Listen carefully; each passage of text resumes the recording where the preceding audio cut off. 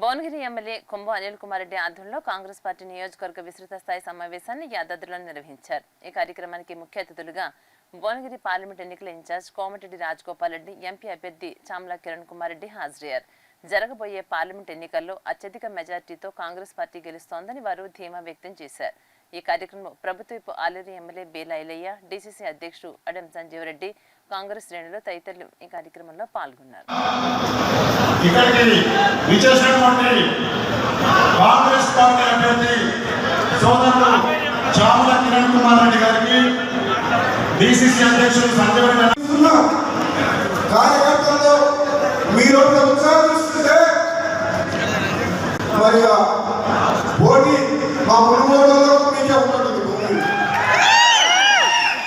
నేను చెప్తున్నా, మీకు మునుగోడు అసెంబ్లీ ఎమ్మెల్యేగా నాకు కుమార్ రెడ్డికి పోటీ పడుతున్నాం. ఇద్దరికి ఏం చేస్తున్నారు?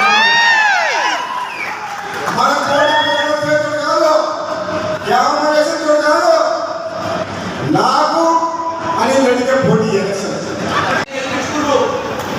ఇప్పుడు ఏముంది తదుపరి కార్యం అంటే, ఏదైతే బీఆర్ఎస్ 10 ఏళ్ల పాలనను తరిమి కొట్టడానికి వీళ్ళందరూ కష్టపడి ఏదైతే బూతులలో పనిచేసి పార్లమెంట్ అభ్యర్థి చామల కిరణ్ కుమార్ రెడ్డి గారు వారి అభ్యర్థిత్వానికి నామినేషన్ సాయంత్రం